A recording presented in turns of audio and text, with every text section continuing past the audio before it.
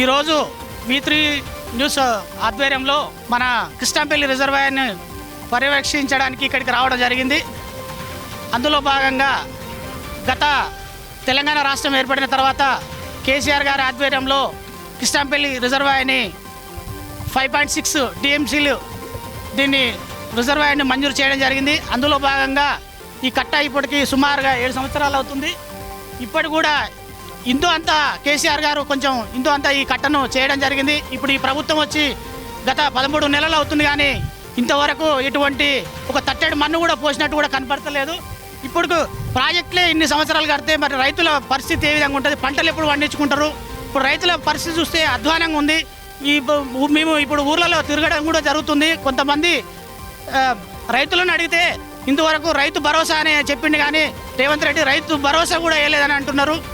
అదేవిధంగా ప్రాజెక్టులు కంప్లీట్ అయితే మా ఇక్కడ ఇది మునుగోడు కాన్స్టిట్యున్సీకి వస్తుంది, ఇది జర దూరంగా ఉంటుంది.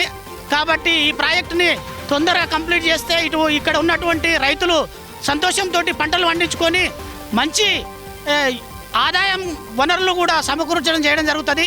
కాబట్టి ఈ గత ప్రభుత్వంలో ఇంతో అంత చేయడం జరిగింది. కాబట్టి ఈ ప్రభుత్వం కూడా ప్రత్యేకమైన దృష్టి పెట్టి ఇప్పటికీ కేసీఆర్ కూడా కొంచెం ఆలస్యం చేసిన అనిపించింది. అందుకనే మిమ్మల్ని కాంగ్రెస్ పార్టీని గెలిపించడం జరిగింది కూడా ప్రజలు ఇక్కడ ఉన్న వాళ్ళు తెలియజేయడం జరుగుతుంది.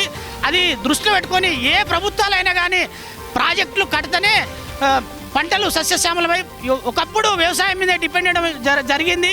ఇప్పుడు సాఫ్ట్వేర్ గిఫ్ట్వేర్ అంటారు, కానీ మళ్ళీ లాస్ట్ కూడా ఈ వ్యవసాయం చేయకపోతే కూడా రైతును ఆదుకుంటేనే అన్నం పెట్టినోడు అవుతారు.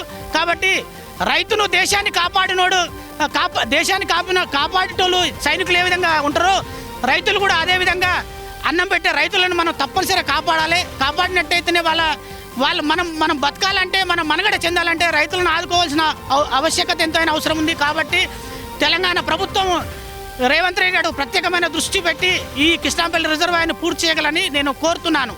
జై తెలంగాణ.